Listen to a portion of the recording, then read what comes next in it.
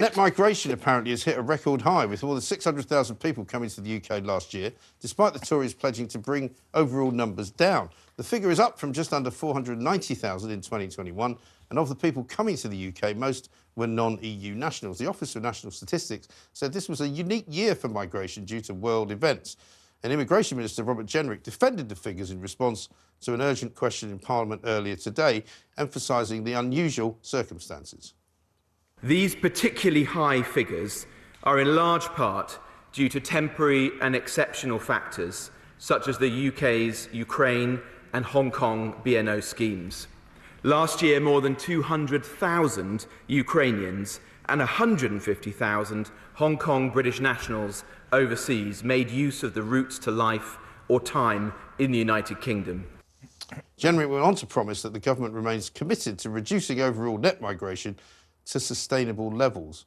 I'm not sure he's got the numbers right there, you know, because I was told, looking at the figures this morning, that it was more like sort of 200, 250,000 maybe, together with Hong Kong and Ukraine.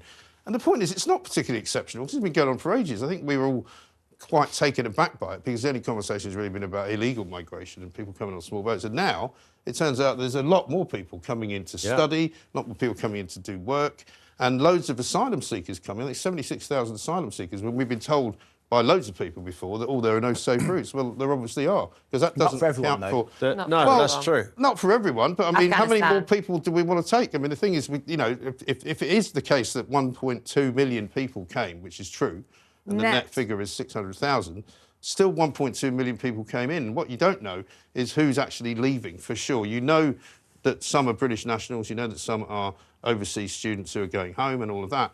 But it just seems to me to be a ludicrously high number. There is also for a government to say that they're they're going to be hot on immigration, they're obviously not. Well, that's the thing. Listening to Jenrick there, it sounded like that David Walliams' Little Britain, where the Tory MP stands up and says, "Well, what we were meant to do was stop him, and we accidentally one day when we weren't looking let in 278,000 people." Right. I think the idea, look, it doesn't matter where you sit on this, left wing, right wing, whatever. There is a genuine argument about the amount of just the sheer numbers. Can any one area, logistically, practically, or any other way, cope with those numbers? We're not talking about people on... But why is it be one area? Why is it be one area? No, whatever one area it happens to be. If it is one area, whatever, if there's a high density to London or to Manchester or to Glasgow, whatever, can a system... These people are legit. I think the argument is... These aren't illegal, dodgy people. Most of these people are either students or they're coming to work and pay taxes, but just the infrastructure. But I think the argument is... I think what you're talking about, the sustainability of our public services. If you just have such a massive influx. But I do think this is a very nuanced conversation, because the majority of those people are students, and they do bring in a lot of money to the British economy, and the reason why a lot of them have stayed is because of the shortage in labour, because, yes, they're non-EU nationals, and they're replacing the EU nationals that left after Brexit and all of that. So that's kind of the discussion here. Obviously, the reason why it's a big problem is because the Tories promised to cut immigration, and they haven't, and it's gone up. And now they're saying, this is a unique year. So what they really are in trouble now is because by the end of this year, they have to show that it's gone down, and they're genuinely working on it. It's not because of something that they took their eye off. It's the fact that they have made noise about the fact that Tories are the party that will cut immigration, and they haven't. They keep saying and it looks like they've been caught with their tail between their legs. We haven't got a problem with immigration. As you said, the students, who are the bulk of these numbers, last year was 42 billion they brought into the economy. Exactly. We need their money. It's not the immigration that's the problem. But aren't we giving a lot of that, though, to the actual educational universities? So we're not seeing that. But some of them are staying here and then working and paying taxes. And the problem we have is that... That's not immigrant students brought in 42 billion. Yes, 42 billion. 42 billion. Absolute nonsense. Well, it's correct. Sorry. No, you tell it. And one more thing. 20,000 geography students brought in 20... How much? 42 billion. Do you know how much international fees are? Yeah, but anyway, my point being, we have a problem with infrastructure. We need more doctors, more nurses, more places in schools, and more housing, which no government for the last 30 years. No, I agree with that. That's the problem. The problem but they're also bringing as well with them members of their family, so they're bringing dependents as well. Which is now going to be... Well, they're going to try and stop that, but up until this moment, and presumably for most of this year, that will still be the case. And so they do still go back home with them. Well, they don't all go back home. Well, they have to apply.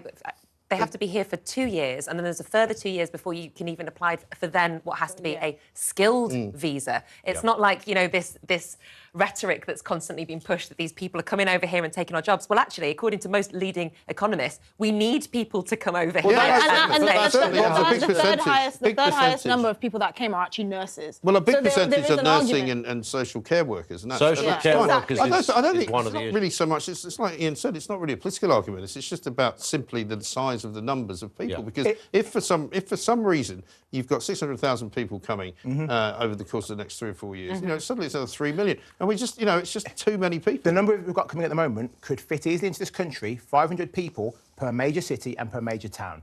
That's how it could happen. When people say there's more than the size of Manchester coming, we're not going to have a whole new city built for people. They could fit in and slot around the country. It works. But anyway, but it move on. I'm moving on. Can I just say? No, you can't. You can't. Stop reading. To corroborate your point about, I mean, I made the point today on air that it is absolutely one of our biggest export industries is further education. But it's not all down to the whole immigration. The fact is, as Mike said, it's the numbers. That was a great point to add. Thank you for adding that here. Well, I'm literally corroborating your point. According to your maths, we've got 1,200 cities in this country. Cities and towns, I said. 1,200. Peterborough, Luton, Northampton, Reading. There's lots of places that are towns. To Luton. Sorry, you've just triggered me. Immigration.